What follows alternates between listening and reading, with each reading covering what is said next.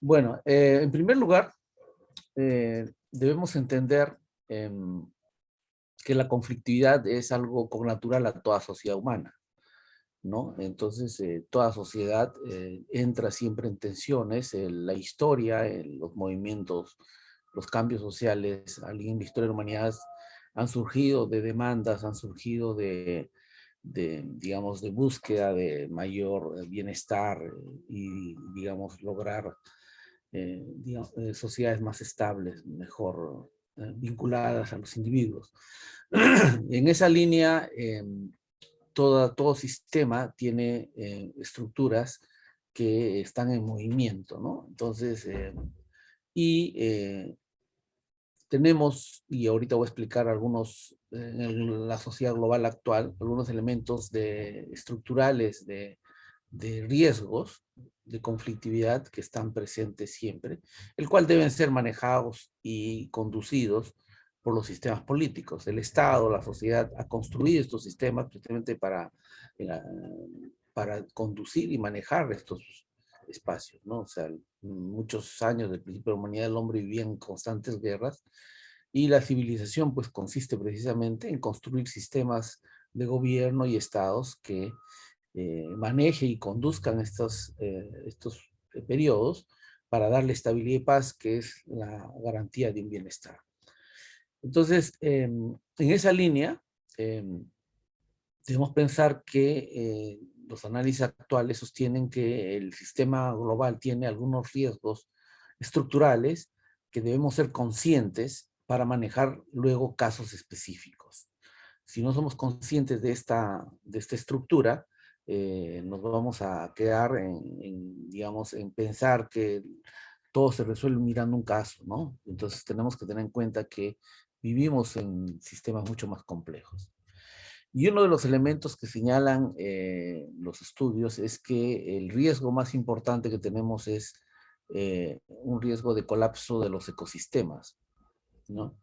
¿Qué significa? Que el grado de desarrollo que ha ido alcanzando el sistema capitalista global, ¿no? Ha generado tanta bienestar y al mismo tiempo tanta transformación de recursos que hay ecosistemas que están frágiles y débiles. Por eso es que mucho se piensa en el factor del cambio climático, el factor de la ausencia de agua en algunos. Entonces hay riesgos ambientales de ecosistemas que son vulnerables y que cada vez van a ser vulnerables. Entonces, esto es un elemento central de una conflictividad que obviamente no depende de nosotros, depende de procesos mayores o de acuerdos globales que deben estar en marcha, pero que están ahí y que debemos ser conscientes. Otro elemento fundamental es también es el proceso de la globalización ha traído un proceso de cuestionamiento al sistema democrático representativo, que es el mayor sistema que tenemos en el mundo. Hay varios, obviamente, pero está en cuestionamiento los sistemas democráticos, los sistemas jerárquicos, porque la globalización, las redes sociales han generado un boom de información, de manera que ahora todos ciudadanos nos podemos enterar de lo que pasa en cualquier lugar. Entonces se ha hecho más transparente la gestión política, por lo tanto se han identificado pues problemas a nivel global de corrupción, de manejos ineficientes, etcétera, ¿no? El COVID ha sido un gran ejemplo porque las debilidades del sistema de salud en el mundo, unos más que otros, han mostrado pues que no estábamos preparados o no estamos preparados el Estado político digamos democrático para eventos mucho más complejos, ¿no? Entonces es otro elemento estructural que nos trae mucha conflictividad. Otro elemento también es las mafias y el crimen organizado que es transnacional, las redes de tráfico de drogas, tráfico de personas, son redes globales que están y que están cuestionando los sistemas. Hay países que están dominados, capturados, y otros que están luchando pues porque estos grupos no influyan en la política y en la gobernanza, ¿no?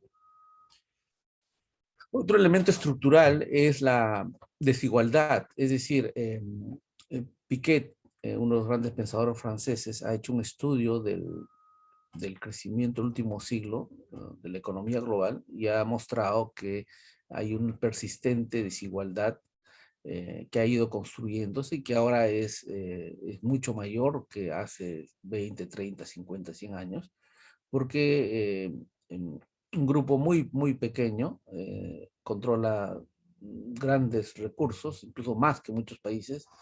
Si hablamos de Gates, hablamos de Zuckerman, hablamos digamos, los gigantes, tienen mucho más dinero que muchos países en sus propias cuentas. Entonces, y ni qué decir de grandes poblaciones que están al margen con ingresos mínimos. Entonces, esta desigualdad genera pues una persistente conflictividad. Entonces, es un hecho también que dependen de decisiones globales mucho más amplias, que no lo vamos a tomar nosotros, obviamente, pero que debemos ser conscientes porque esto impacta en la conflictividad local, como vamos a ver más adelante. Otro elemento es la migración global. En Latinoamérica tenemos el caso de los hermanos venezolanos, que están pues en todos los países, producto de una crisis de un sistema político que ha expulsado y que al igual Estados Unidos tiene problemas con la migración latinoamericana, Europa tiene ahora con la migración ucraniana, ¿no? Igual de Medio Oriente. Entonces, a nivel global hay un tema de que los estados no están preparados, sus servicios públicos, sus economías para absorber a veces a poblaciones que son expulsadas de sus países por motivos de malos gobiernos, guerras, etcétera, ¿no? Y finalmente, el tejido social se ha vulnerado por la misma economía global. Ahora las familias no son el centro. Es decir, que las pocas veces que nos reunimos en familias, en el trabajo son mínimas porque la mayoría está en actividades diferentes, la universidad, el trabajo. Entonces el tejido ya no es, si bien la familia sigue siendo el elemento nuclear, ya no es solo eso, están los trabajos, son eventos, a veces uno pasa mayor tiempo de su vida en el trabajo que en la casa. Entonces este tejido se configura de una manera diferente y eso también nos produce conflictividad. Entonces estos son los riesgos estructurales que están en todo el globo y que los países, algunos los manejan bien como sistemas estatales y políticos coherentes y otros no.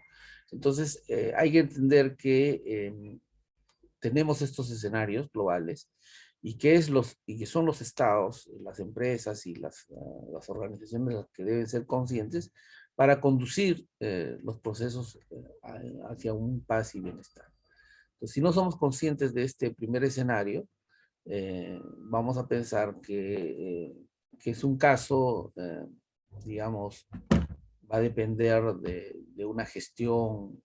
Entonces, siempre los diagnósticos tienen que tener en cuenta estos escenarios globales.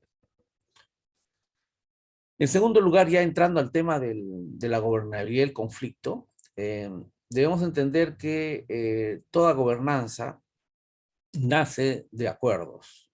Es decir, desde el primer momento en que surgieron los primeros estados en el mundo, nacieron, primero eran obviamente acuerdos orales, había autoridades, jerarcas, reyes, como le llamemos, ¿no?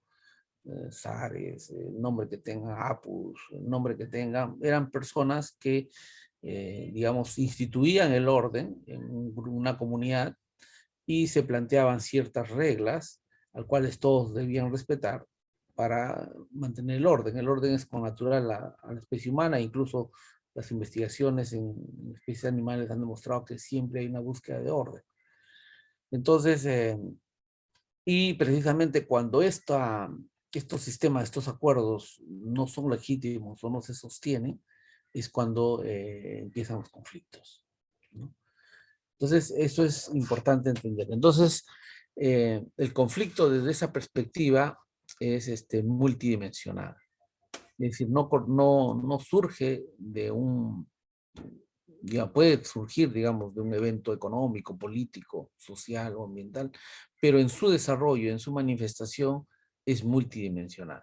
Eso es muy importante tenerlo en cuenta cuando vamos a abordar y manejar un conflicto o cuando vamos a diagnosticar.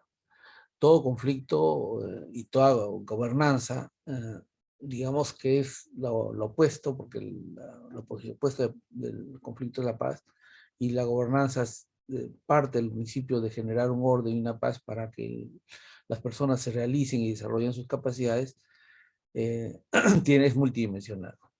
Entonces hay una dimensión económica en, en los hechos, ¿no? Puede surgir, por ejemplo, hay conflictos que tienen demandas por beneficios de petróleo, por beneficios de mineras, por beneficios del agua. Entonces es fundamental entender que hay una pugna de recursos en todo conflicto. Ahora, todo conflicto tiene una dimensión también política, porque también está en juego el poder, está en juego la búsqueda de poder y control, ¿no? Ya sea a nivel institucional o a nivel de movimientos sociales o a nivel de liderazgos, ¿no? Entonces, todo conflicto tiene una dimensión política social. Además, todo conflicto tiene una dimensión social, porque son organizaciones. O sea, el conflicto social, a diferencia del conflicto personal, o el conflicto individual, o el bipersonal, que puede ser el de la casa, la familia, que son tratados por psicólogos, implican que hay una dimensión en la vida pública. Implican que cuando hay crisis se paralizan espacios, se paralizan actividades, generan huelgas.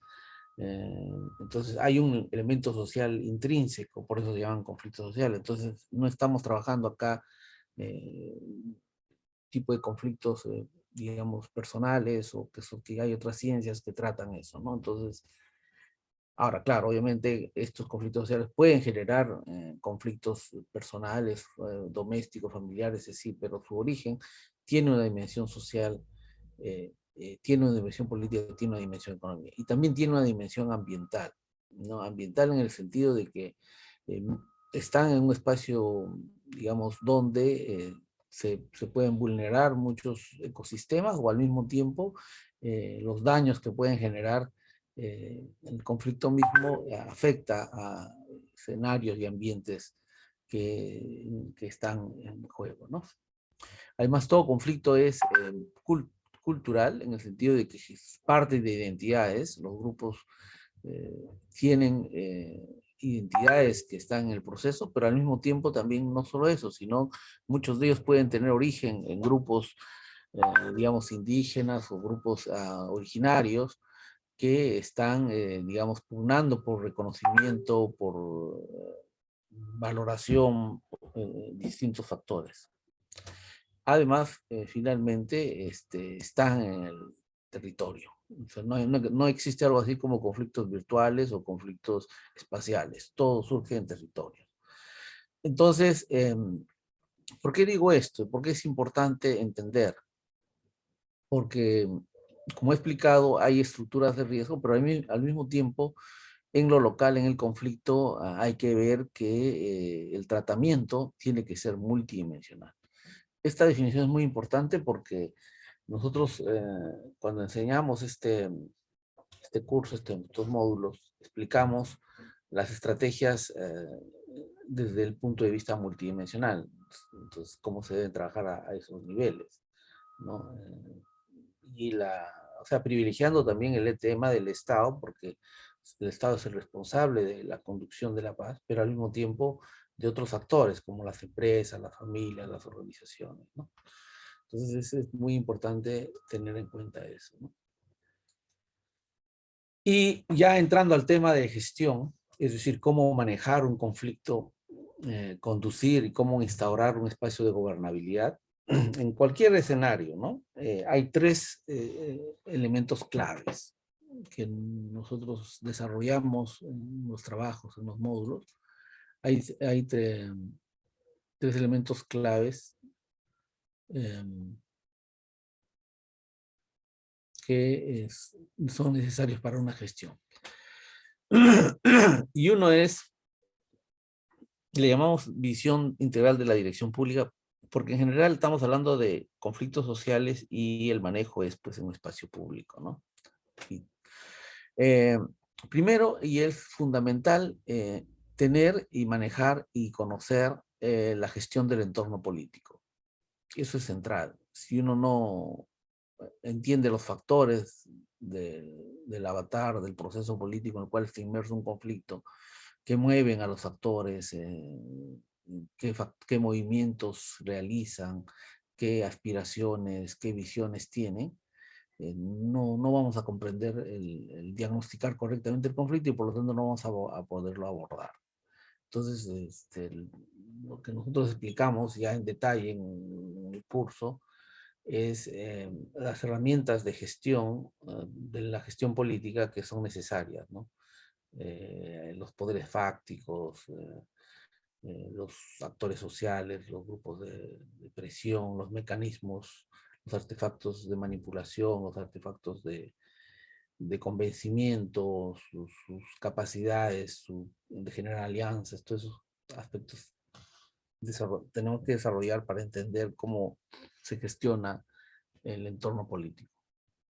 Otro elemento es la gestión estratégica, es decir, los conflictos surgen, en la mayoría de casos en Latinoamérica, no así en Medio Oriente, podrían tener otros factores religiosos, pero sí, sí surgen a partir de la pugna de recursos.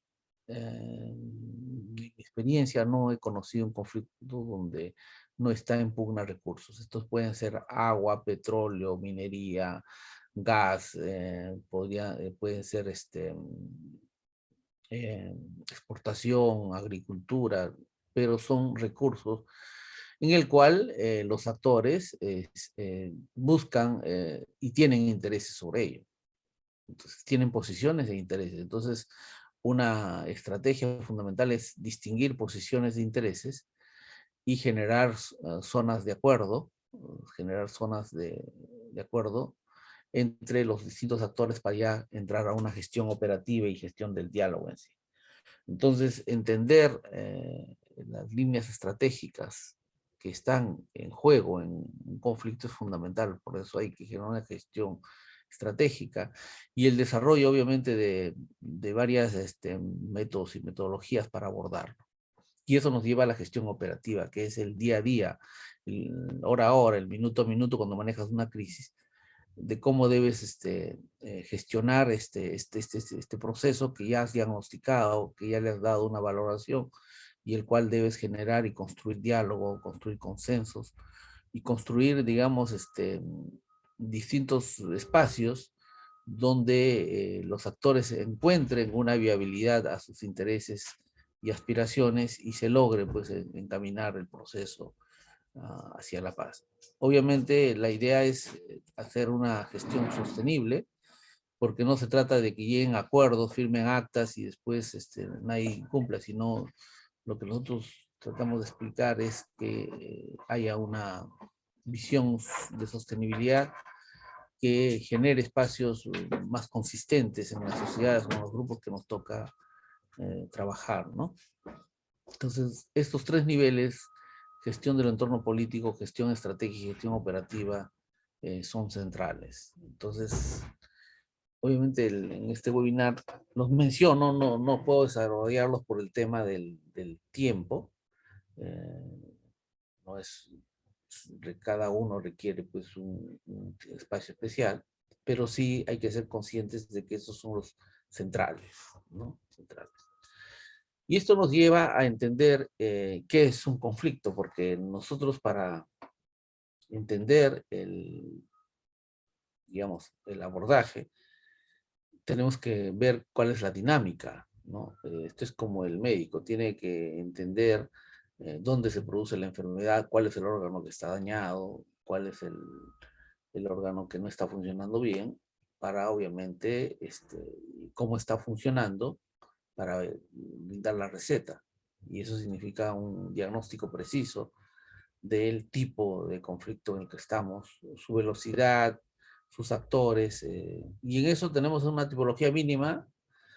Obviamente hay mucho más información, pero una mínima que nos permite ver. Este es un tipo de conflicto clásico, ¿no? Que surge hay un gatillazo, un dead point, y luego va una chispa que revienta y luego va escalando hasta que se llegue a un acuerdo o las medidas encuentran una solución o la presión obliga a los gobiernos o a las personas a tomar y a cambiar el rumbo de sus decisiones y luego desescala, ¿no? Esto puede durar pues horas, días o meses. O sea, hay conflictos que están en este proceso, va a depender, pero tienen esa dinámica. Otra dinámica es este conflicto que le llamamos tornado, que es cuando estalla sin razones aparentes, pero en realidad si uno hace un análisis estructural de riesgo, va a entender que ya en la sociedad existen los síntomas y que su estallido es muy rápido. Por ejemplo, el caso de Colombia, de Chile, recientemente, que han ido generándose, ¿no? Y que han creado pues unos procesos muy complejos. Y hay sociedades que están, o Bolivia mismo, ¿no? Que están en ese proceso de ebullición. Este es como un volcán, ¿no? Que va evolucionando y en un momento dado explota. Pero no es que eso vino, pues, sino que hay un proceso interno que está ahí generando contradicción. En el Perú estamos en este proceso actualmente. Yo a algunos que han estudiado conmigo los cursos, les he ido explicando el proceso y mucho de lo que hemos ido visualizando en los escenarios se están cumpliendo. Pero eso no es que uno tenga una bolita de cristal, simplemente que analizando las tendencias podemos ver que hay. Entonces creo que Perú está en un escenario así, que en cualquier momento puede estallar un conflicto de alta intensidad, ¿no? Bueno, no es momento de desarrollar, pero sí los componentes del sistema están ahí. Entonces, esto nos permite diagnosticar que hay conflictos que tienen este comportamiento y obviamente que van a estar en crisis y que obviamente se tiene que hacer tratamientos, ¿no? Desde varios puntos de vista. Otra tipología es esta que ustedes ven acá, que es un tipo de conflicto persistente, a veces crónico, y es que cuando surge, hay muchos, llegan a acuerdos, y a veces estos acuerdos se incumplen, o hay un cambio de demandas, cambio de comportamientos, y luego esto vuelve a crecer con mayor intensidad. Entonces, este tipo de conflictos requiere otro tratamiento, ¿no? Requiere una mirada diferente. Como ustedes ven, la tipología que hacemos es en función a la forma como vamos a tratarlo, cómo vamos a abordarlo, ¿no? Eh, y, y es necesario, eh, estamos explicando 4 tipologías, pero hay algunas más, y algunas que estamos estudiándolo, tratando de encontrar su comportamiento, pero en general este es el típico conflicto que tienen ese comportamiento. Y luego tenemos este tipo de conflicto que surge de un proceso de estancamiento, digamos, de crisis, cuando un grupo, actores, deciden generar un proceso de demandas aparte que surge de este conflicto, pero que adquiere una dinámica propia. Entonces, y obviamente esto requiere otro tratamiento también, ¿no? Pero ¿qué es cuáles son las fuerzas que generan el conflicto? ¿Cuáles son los factores que hacen que el conflicto crezca, que se desarrolle? Entonces, en general son varios, pero podemos presentar 6 como los más comunes, ¿no?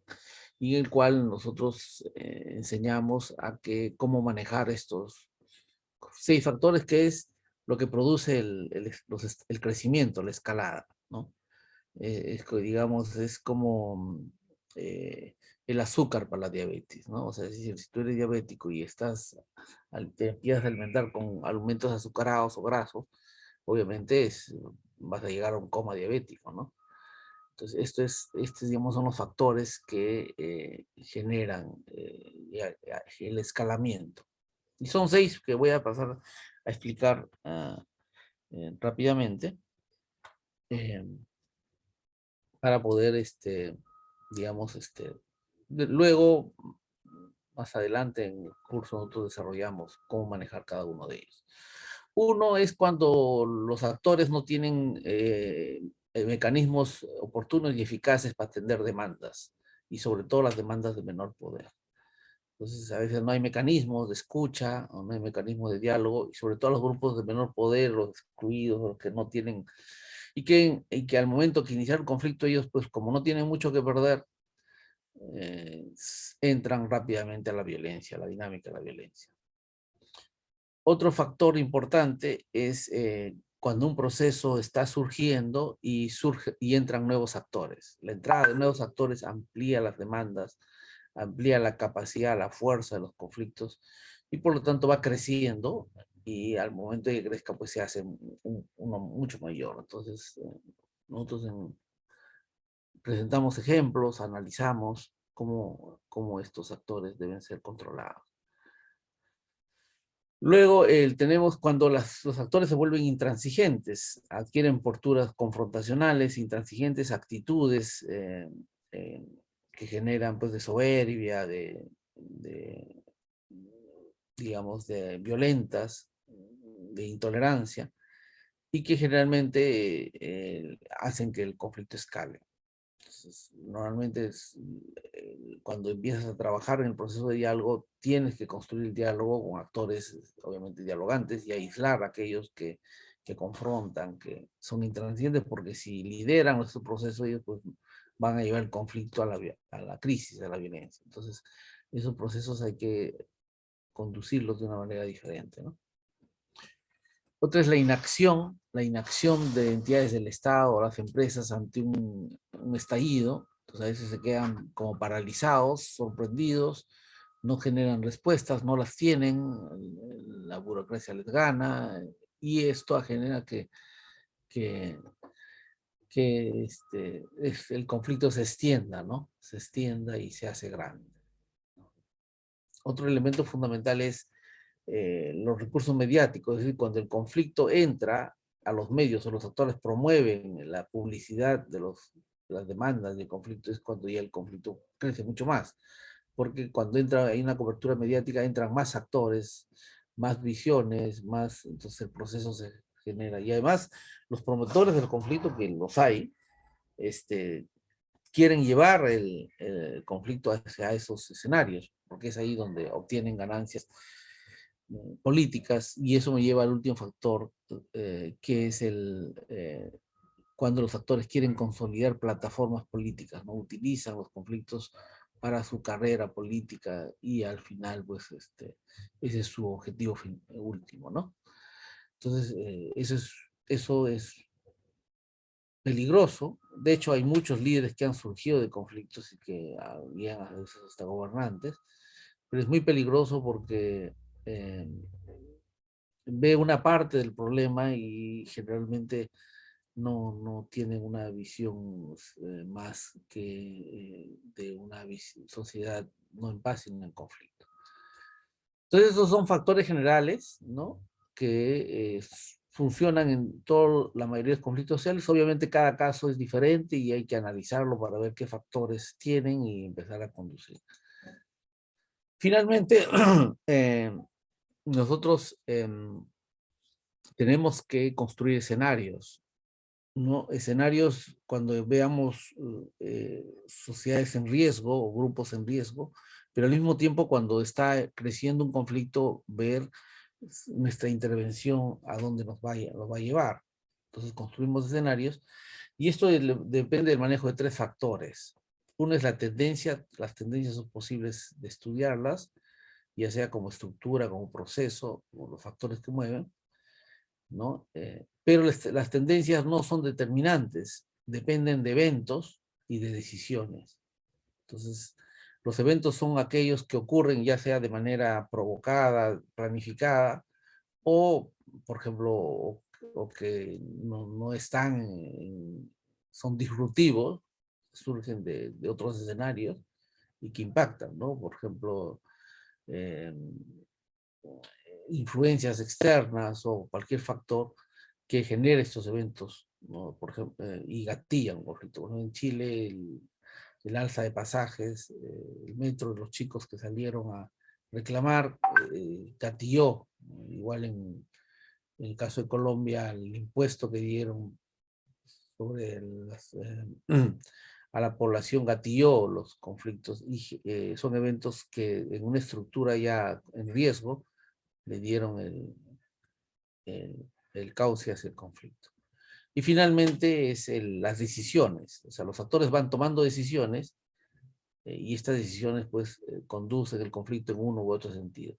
Entonces nosotros lo que hacemos es análisis de escenario que nos permitan visualizar a dónde van las tendencias y obviamente a dónde debemos intervenir para, lograr pues, conducir el conflicto a la paz. Y usamos en eso las teorías de Schwartz, ¿no? Y varios teóricos que nos han enseñado pues, cómo debemos visualizar. Entonces, el objetivo es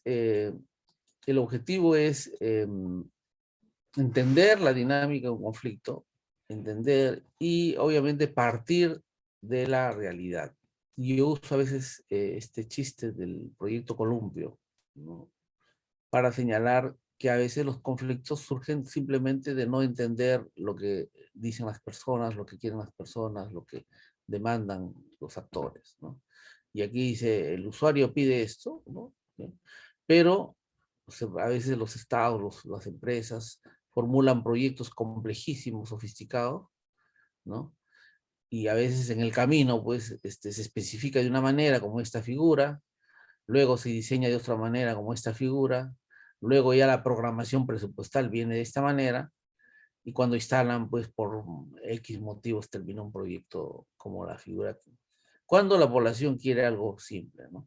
Entonces, ¿qué quiero mostrar con eso? Que lo que nosotros tratamos de entender en este modelo de gobernanza y de gestión, y es partir de lo que la sociedad visualiza o desea, y al mismo tiempo lo que se puede dar desde el punto de vista del Estado, las empresas, por los que brindan el servicio hacia ellos. Entonces, como les expliqué, me pidieron hacer un webinar bastante corto, general, ¿no? Para explicar las ideas más amplias de lo que podríamos ser. Y culminamos siempre con algunos factores que nos llevan a instalar una gobernanza territorial, que creo que es el enfoque que mejor tenemos ahora para poder abordar estos conflictos ya desde el punto de vista de un diseño mayor, ¿no? Eso es todo lo que quería transmitirles el día de hoy en este webinar. Y bueno, si hay alguna pregunta, estoy atento de repente para poder contestar. Y bueno, gracias. Gracias, Diego, por tu... Gracias. No sé si el instituto va a abrir el micro para preguntas o ahí va a quedar, no lo sé.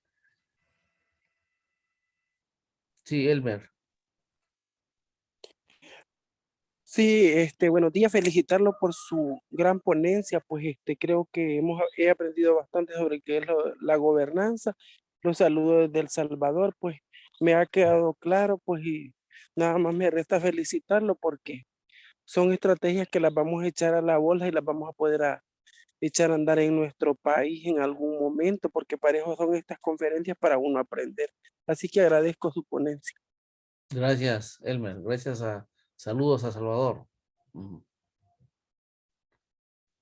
Ángel. Profesor José Luis, buenos días y agradecer por su charla, que prácticamente es una capacitación más por brindarnos sus conocimientos al público que está presente. Eh, Aparte de las felicitaciones, quería también hacerle una pregunta con el tema del desarrollo local, de los distritos. ¿no? En el transcurso de los años se ha visto que los alcaldes, en este caso, han devuelto gran parte del presupuesto para la ejecución, lo devuelven porque no tienen un mapa de trabajo concertado. Por Ajá. ejemplo, aquí en Chiclayo hay problemas con la Municipalidad Provincial de Chiclayo por el tema que el alcalde está cortando los árboles de las avenidas principales. Entonces, esto lleva a generar respuestas de la población porque está deforestando áreas, como usted lo planteó, los peligros de los ecosistemas. Entonces, él está contribuyendo prácticamente a esos peligros. Y con respecto al desarrollo local que le dije hace un momento, ¿cómo podemos nosotros lidiar con el tema de la pandemia, ¿no? Que ha dejado en el tema de salud, con el tema también del factor ambiental, que normalmente en el distrito donde yo me encuentro, que es el distrito de San José, está totalmente colapsado por los sistemas de agua y desagüe. Entonces, hay un problema también ahí porque en Excel de Chiclayo no se ha creado la tercera planta de tratamiento de agua potable. Entonces, la población ha crecido y esta agua no llega incluso a las zonas más necesitadas. ¿Qué se puede hacer ahí con respecto a esos problemas? ¿Cómo podemos generar el contrapeso para poder brindarles una solución, en este caso a la ciudadanía que es la más afectada, ¿no? Muchas gracias. Sí, gracias, Ángel. Bueno, mi respuesta es, yo creo que en general y a nivel más amplio, es que debemos ir a una gobernanza territorial. Nuestros estados han sido construidos sectorialmente, es decir, hay ministerios, gobiernos regionales, gobiernos locales o federaciones, según los países, pero en el fondo es un modelo sectorial, es decir, hay un grupo que maneja determinados sectores, pero los problemas están en un territorio. Entonces, y a veces en el territorio muchos sectores actúan y el gobierno local, que en este caso es responsable del territorio, no tiene los instrumentos porque viene fraccionado el resto del Estado. Entonces, la gobernanza territorial, yo creo que deberíamos ya, hay mucha teoría y muchas buenas prácticas de muchos países sobre eso. ¿Por qué? Porque ahí es donde los actores del territorio, entre todos nosotros, decidimos y priorizamos las necesidades, ¿no? Por ejemplo, como tú bien dices, ¿no? El árbol, cuidar el árbol. De repente el alcalde tiene sus ideas o sus burócratas, pero no ha escuchado a la población, ¿no? ¿Qué quiere? Y no hay eventos, no hay reuniones donde pueda escuchar. O en el caso mismo del agua, ¿no? Que a veces de repente ya no hay financiamiento, pero hay otras herramientas. Bueno, Cuba tiene el agua privatizada, es una empresa española. Entonces, como dice un país comunista, totalitario, tenga el agua privatizada. Y es que hay que buscar respuestas. La población no se guía por sistemas ni ideologías, la población se guía por necesidades y atención a ellas. Y la atención en el territorio pues requiere de múltiples respuestas, no es solamente el gobierno local, sino todos los que están involucrados. Entonces es para mí la ruta que deberíamos trabajar. De hecho, se está impulsando en algunos lugares, pero sí es un espacio, quizás más adelante podamos desarrollar un curso para eso también. Pero es importante tener esa orientación. Sí, Ángela. Profesor José Luis, buenas tardes. Uno felicitarlo, de verdad, la ponencia muy interesante y creo que usted hace maravillas para concretar un tema tan amplio en tiempo tan reducido. Mi consulta es por lo siguiente. Usted mencionó los tipos de conflictos y respecto al conflicto tornado me llamó la atención cómo usted presenta la similitud con un volcán, ¿no? Que va evolucionando y finalmente explota. También mencionó que el Perú está en un escenario parecido, que en cualquier momento puede estallar, ¿no? Y sin querer ser pesimista ni trágica, desde su punto de vista, desde su enfoque, ¿qué pautas podremos implementar, no solo a nivel de políticas de gobierno, sino nosotros como ciudadanos, para que el Perú no llegue a este punto de ebullición, de que explote el conflicto a este nivel, ¿no? Como pasó con nuestros hermanos en Chile, en Colombia? ¿Cuál sería su visión en este aspecto? Gracias. Bueno, yo creo que, a ver, algo que todo el mundo lo dice, ¿no? Bueno, lo dicen en realidad pocos, pero no lo escuchan, y es un diálogo político. Se necesita un pacto político en el Perú. Las fuerzas son tan extremas y que están en juego, y las fuerzas más dialogantes que están en el medio digamos, no tienen el poder de imponerse en este escenario. Entonces, deberíamos abrir un espacio a esas fuerzas dialogantes. En un momento dado, quisieron intervenir, pero no, parece que no lograron. Pero tiene que instaurarse un diálogo político. Si no, obviamente va a estallar, ¿no? Y el diálogo político, acuerdos de todas las partes quieren ceder, porque un diálogo significa eso, ceder, ganar y ceder. Entonces, ese es el diálogo. Y eso es lo que deberíamos hacer.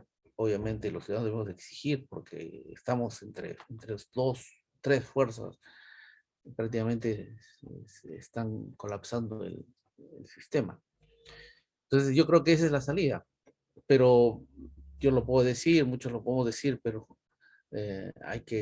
no escuchan los que están tomando decisiones. Quizás si los ciudadanos salen, y de hecho están saliendo y estamos pidiendo de una manera, de otra manera eso. Pero esa es la salida, ¿no? Pero vamos a ver. Profesor, Bueno, si me David, permite. sí. Buenos días, disculpe. Soy especialista social que vengo trabajando en el PNCR, en una UGP. Y realmente, como para poder incrementar a lo que dijo usted, que es importante tratar desde un análisis perspectivo, desde un inicio, de dónde viene, de dónde origina estos conflictos. Yo creo que lo que sí tengo que reincidir siempre es que yo doy gracias de que por lo menos en los proyectos de agua y saneamiento hay sociales que tienen que llevar esto. Y realmente hay dos equivocaciones fuertes. Uno, que en las municipalidades, las obras que vienen construyendo, no están poniendo este personal social que es importante para que mitigue esos conflictos. Exacto. Porque en cualquier proyecto sí o sí hay conflicto social, ya sea de lindero, ya sea de muchas cosas, ¿no? Y creo que estamos los especialistas, uno, para poder mitigar eso, porque somos formados para eso, quizá la experiencia nos dice todo eso, ¿no? Para que entiendan las autoridades, que es muy importante. Antes peor, no se daba importancia. El proyecto, el trabajo social, las carreras sociales estaban desapareciendo. ¿Por qué? Porque estaban menos pagados, la gran mayoría, el 80% de profesionales se iban a trabajar como educadores. Y ni siquiera educadores profesionales, sino les daban en segunda o tercera categoría. Ni siquiera los consideraban como profesionales con título, ¿no? Y ya en el transcurso sacaban el título de educación para ser considerados como profesional. Eso era uno. Ya, el otro caso es que dentro de los sociales no solamente están de repente antropólogos sociales, hay especialistas. Yo soy ingeniera agrónoma, he llevado el curso de desarrollo rural y muchas otras cosas. Vengo trabajando más de 22 años en la rama de desarrollo social, y la experiencia a mí me dice de que cómo poder trabajar qué instrumentos, como usted dice, estar utilizando para mitigar esos conflictos. Yo creo que es importante, no por eso yo me doy la libertad siempre de poder, de darme el tiempo de poder perfeccionar, mejorar mis conocimientos, así como la invitación que me hicieron llegar para escuchar su charla, ¿no? Y así debemos de ser todos los profesionales para poder mitigar no dejar expandir, porque cuando empiezan a expandirse, las obras se hacen largas, los recursos son mucho más grandes, y realmente las obras inconclusas, en muchas de ellas de las municipalidades estamos viendo obras de 5 o 6 años que están abandonados. Yo creo que eso debe recomendar desde las instancias respectivas, siempre recomendar todos los profesionales quienes están escuchando acá, recomendar que el proyecto social, diré que la rama social debe ir siempre acompañado de cualquier proyecto que se ejecute, ¿no? Eso era mi intervención. Gracias. David, y Elmer para culminar. Y hay una pregunta en chat también que voy a contestar de Ecuador. Buenas tardes. Sí, David. ¿Qué tal? ¿Cómo están? Buenas tardes. Ante todo, agradecer por toda la información que nos ha brindado, profesor. Mi nombre es David, yo soy de Cajamarca. Ah, qué bueno, qué gusto. Quería hacerle una consulta, profesor. De repente puede darme quizás algunas pautas. Aquí en Cajamarca hay un problema con Minera Yanacocha. Claro, claro. Ya hace más de 20 años que Minera Yanacocha trabaja aquí en Cajamarca. Y hay un conflicto, en este caso social, que se está arrastrando por varios años con la comunidad campesina nativa de San Andrés de Negritos. Ya. Esa comunidad campesina prácticamente Yanacocha está dentro de su territorio. Ya tiene el 85% de sus actividades dentro del territorio, en el territorio del anexo La Pajuela. ¿Ya? Y durante todo ese tiempo, esa comunidad no ha recibido, ha recibido el apoyo social directo, por ser en este caso zona de influencia directa de Yanacocha. ¿No? Recientemente estuve por ahí, yo soy sociólogo de profesión, especialista también, trabajo para el Ministerio de Cultura, y ellos simplemente no tienen, nunca han tenido obviamente el apoyo, ¿no? De Minera Yanacocha en el tema de educación, salud, a carreteras, que obviamente, inclusive acceso de trabajo, ¿no? Nosotros en este caso, ¿cómo podemos intervenir teniendo esa coyuntura, además de política, teniendo en cuenta de que no se podría ejercer en este caso la gobernanza, en este caso porque ya están terminando los periodos obviamente de alcaldes, de gobernadores regionales, y ellos obviamente se encuentran en este tiempo en campañas, ¿no? Cosa que hace muy difícil en este caso tomar su atención, ¿no? ¿Qué estrategias podría yo, por ejemplo, ¿cómo le digo? Implementar para poder en este caso llevar esa necesidad que ellos tienen por ejemplo, direcciones de línea del Ministerio de Cultura, por ejemplo? Sí, a ver. Bueno, claro, el tiempo es muy reducido, ¿no? Que hemos estado explicando, pero hay procesos de prevención porque no sabemos detalles si está ya un conflicto ahí, pero hay mecanismos de gestión social, ¿no? Que es desarrollo de fondos sociales, desarrollo de responsabilidad social de la empresa o la articulación con los gobiernos locales. Hay muchos mecanismos que se pueden generar desde la iniciativa ciudadana también, no necesariamente del gobierno de la empresa, para que se atiendan esas necesidades, porque un punto central de los conflictos es que surgen en escenarios donde hay extracción de recursos y hay pobreza al costado. Ese es el ABC, es decir, no hay que ser mago para darse cuenta que en todos los conflictos hay esto, ¿no? Entonces, sí hay que generar respuestas que vienen de la gestión social. Como les decía, es bastante corto para poder explicar qué herramientas tenemos, pero sí, lo que yo sugiero es que se empiecen gestiones de articulación ahí entre el Estado, la empresa, la ciudadanía, para pues generar el desarrollo, servicios, y creo que eso es fundamental, ¿no? Y es mejor hacerlo ahí en la etapa donde no hay todavía conflicto. No sé si habría habido ahí conflicto, no tengo identificado. Bueno, en este caso, en esta zona ya está, se puede decir, por reventar ese globo, ¿no? Porque ya son muchos años que ellos están detrás de Yanacocha y no han pedido en este caso también mesas de diálogo con ellos, con sus representantes, y no hay respuesta. Bueno, sí, yo creo que bueno, más detalle ya es generar, digamos, si hay pedidos, bueno, hay que ir a las instancias más altas de repente, ¿no? La PCM. Por eso digo, necesitamos diagnosticar, tú me has dado una visión general del caso, necesitamos diagnosticar en más detalle porque una cosa que es importante en cada conflicto es el diagnóstico. Tiene que ser un buen diagnóstico. Y luego de ahí es como un médico, ¿no? Tiene que hacer un buen diagnóstico para que dé una buena receta. Entonces, un médico no puede decir, y por eso es la seriedad de este trabajo, ¿no? No puede decir al paciente, con algunas formas, te da algunos calmantes, digamos, pero un verdadero trabajo serio es hacer un buen diagnóstico y ahí sale, pues, si hace cirugía, tratamiento, operación, el conflicto tenemos que verlo desde ese punto de vista. Ojo, es una especialidad que requiere de manejo de herramientas, de diagnóstico, etcétera. Por eso es que muchos fracasan, ¿no? Porque van empíricamente el conflicto y obviamente se encuentran con que tiene factores que ellos no habían previsto y bueno, hay tantos meses de diálogo fracasados, tantos conflictos mal manejados, ¿no? Por eso es que yo insisto que esto es una especialidad que hay que...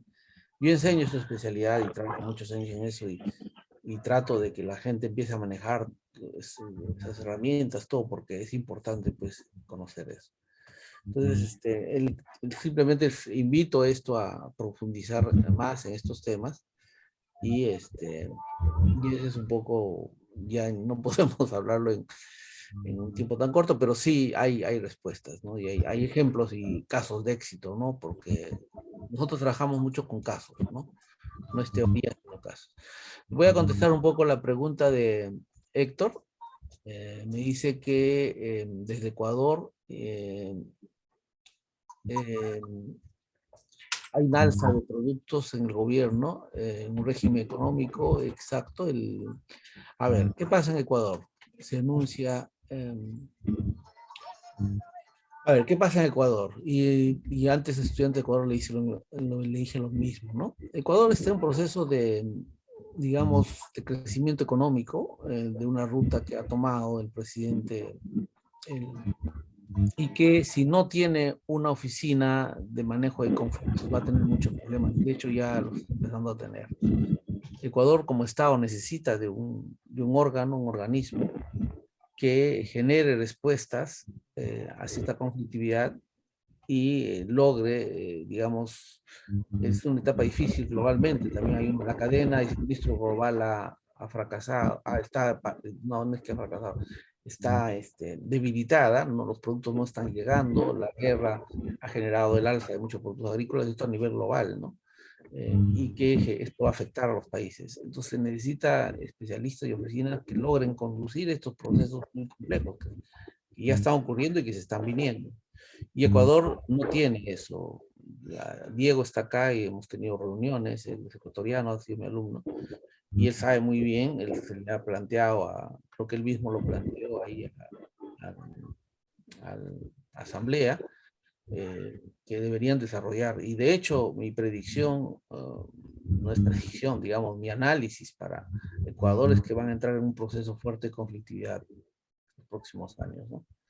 Entonces está a tiempo para ir generando política, pero al Perú le pasó lo mismo hace 15 años más o menos, para el crecimiento, y la necesidad hizo que se crean estas oficinas.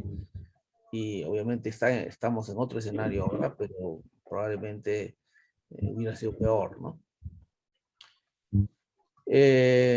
Literatura, sí.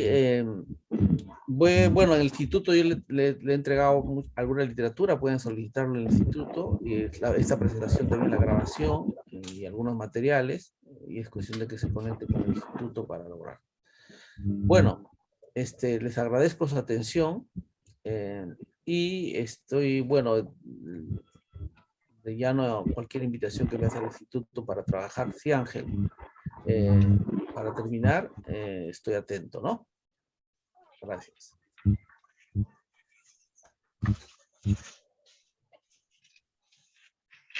No sé si hay otra pregunta más para cerrar la reunión. Gracias.